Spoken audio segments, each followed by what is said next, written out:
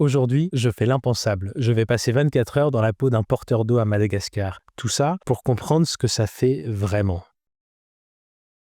Salut, moi c'est Charles et j'ai quitté la France. Bon, je vais pas cracher dans la soupe, hein. Mon pays il est incroyable. Mais quand on trouve plus sa place, faut faire quelque chose.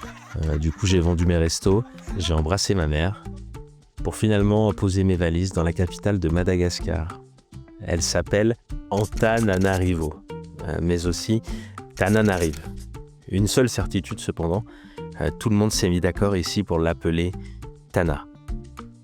Tana, ça a hérité d'un passé glorieux qui contraste avec un quotidien, comment dire, c'est pas si simple à expliquer. Je vais plutôt te montrer. Premier constat, je suis resté bouche bée. Je suis tombé sur le cul et j'ai pris une claque. Il aura fallu 6 prises pour qu'Alina me gifle avec le bon timing. Et les spectateurs derrière la caméra ont rigolé, à chaque fois. Déjà petit, j'étais à l'aise pour accoster les gens, papoter, charmer, draguer les filles. Facile. À 5 ans, j'ai même dit à ma maîtresse que j'étais amoureux d'elle. Franchement, je crois que c'est la dernière fois que j'ai rougi. Et puis il y a eu ce jour-là, quand je suis allé voir ce porteur d'eau, avec une seule question en tête. C'est quoi ton histoire, gars, et pourquoi tu pousses de la flotte ? Et j'ai rapidement trouvé la réponse à cette question. Parce qu'à Mada, en fait, l'eau, c'est pas une commodité, en tout cas pas pour tout le monde. L'élément le plus important sur Terre, la condition même à notre survie, ici, c'est une galère. Du coup, quand t'as pas d'eau courante, ce que t'obtiens, c'est de l'eau qui marche. Et l'eau, elle marche longtemps, péniblement. Pour en savoir un peu plus, j'ai fait ce que je savais faire de mieux, je me suis mouillé. On va passer la journée avec des gars dont le métier, c'est de porter l'eau. Et je vais essayer de prendre leur place, le temps d'un instant, pour découvrir un peu leur vie. En premier lieu, j'ai eu la chance de faire la découverte de l'hospitalité malgache. J'ai découvert l'envers du décor et une pièce qui ici prend tout son sens, le foyer. Pour tenir la journée, le petit déjeuner est copieux. Pain, beurre, confiture, tartine de Nutella. Pas du tout, du riz.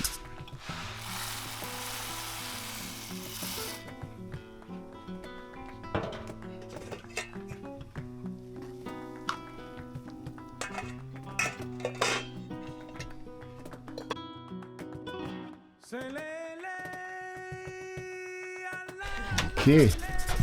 Ça va. Bon allez, faut se mettre au boulot. Aujourd'hui on est dans la ville d'Ampitatafkuko. Bon je vais pas y arriver. Apita quoi ? Ampitata. Ampitatafk. Manaan, aujourd'hui on est dans la ville d'Ampitatafk. On va découvrir le métier de porteur d'eau.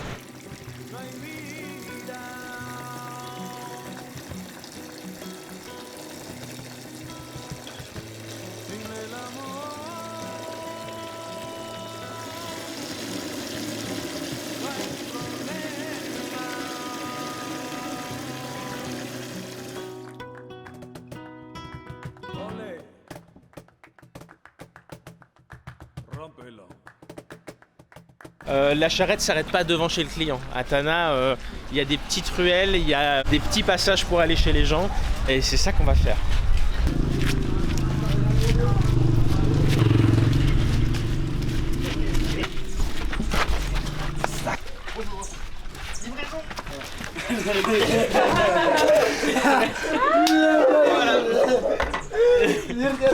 Bonjour madame. Un Vaza, un étranger, un expat qui livre de l'eau. Je pense pas que ce soit déjà arrivé. En tout cas, la dame m'a donné l'impression dans son regard que ça n'était jamais arrivé. Donc c'est très drôle. Les bidons sont lourds.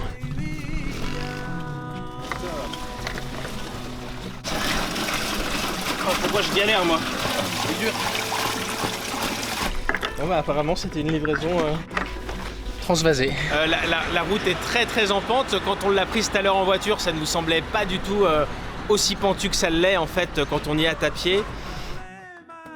Il y a des embouteillages, il y a beaucoup de bus à Tana. Les bus en fait c'est des petites camionnettes où on peut mettre en France 8 personnes, ici 25. Je m'attendais pas à ce que les gars soient pieds nus et qu'en fait ils maintiennent leur tête pour pousser avec leurs tongs parce qu'en fait ils ont plus mal à la tête qu'aux pieds. J'ai jamais fait ça, j'ai un peu la trouille. Voilà, j'ai un petit pincement dans le ventre parce que en fait tout le monde nous regarde.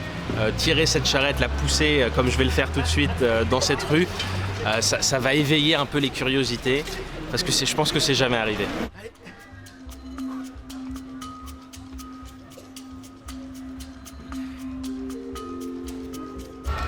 vous les gars, comment vous faites pour vous échauffer?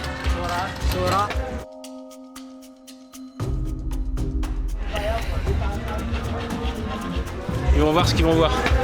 Je pense que je vais leur apprendre leur métier, hein, clairement. Comme ça? Oh putain!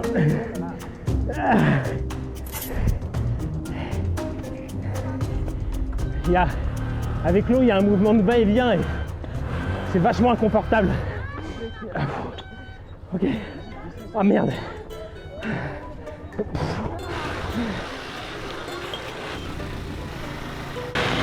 Je comprends pourquoi ils sont pieds nus. En fait, ça glisse. Ah, ça glisse vachement.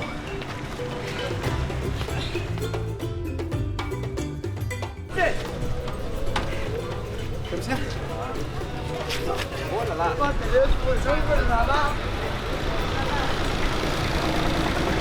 Ils sont devant ou derrière? Je sais pas.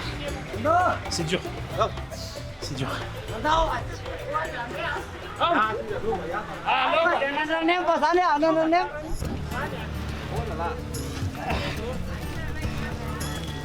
ils se moquent de moi, putain. C'est dur en fait, j'en chie.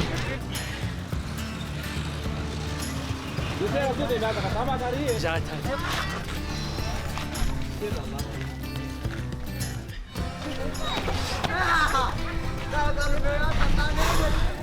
Regarde, les bidons ils sont pas hermétiques en fait. Ça goutte de partout.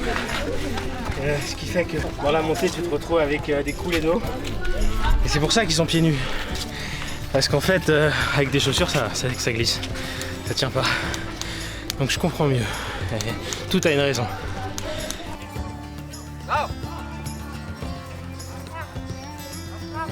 Je viens de passer une journée dans un joli village avec 3 porteurs d'eau. C'était plus dur que ce que je pensais. J'en ai bavé. Je suis arrivé avec des a priori. C'est vrai qu'ils sont 3, ils poussent une charrette. Voilà, je suis pas un grand sportif, mais j'ai une bonne condition physique. Donc je suis arrivé sûr de moi. Pour tout vous dire, j'ai pas fini la journée avec eux. En fait, ces mecs avec leurs bidons, des litres sur le dos, des kilomètres dans les jambes, ils ont toujours ce truc dans les yeux, tu vois, une forme de dignité silencieuse, elle est presque insolente. Ils te regardent, ils te sourient pendant que toi tu te demandes, mais depuis combien de temps j'ai pas porté quelque chose de vraiment lourd? Je prétends pas comprendre ce qu'ils vivent, leur souffrance physique, leur épuisement silencieux. Le truc, c'est que j'ai senti le besoin de m'en approcher, de m'imprégner et d'écouter. Le problème, en fait, c'est que mon corps a très vite crié stop. C'est là que je le vois, en fait, s'arrêter de rire et il se met à s'énerver. C'était pas contre moi, mais plus contre le temps, parce que ici, l'eau, c'est pas un service, en fait, c'est une urgence. On reporte pas une livraison d'eau, on décale pas la soif. Je savais que l'eau est précieuse. L'eau, c'est la vie, chaque goutte compte, gna gna gna. Depuis aussi longtemps que je me souvienne, putain, on me bassine avec ces histoires d'avenir et de planète. Bon, c'est bon, j'ai compris.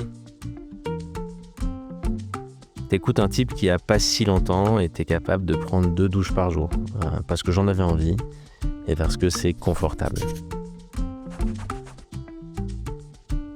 Si tu passes par Madagascar, déjà, tu feras le plein de vitamine D.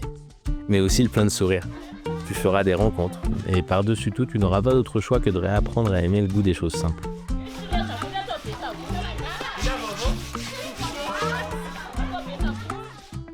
Comme moi, tu te donneras de la facilité de l'exercice et de notre capacité d'adaptation à tous. Si tu ne peux pas venir, ce n'est pas grave. Cette expérience, je vais la vivre pour toi. Alors si tu veux découvrir la suite, reste accroché à cette chaîne.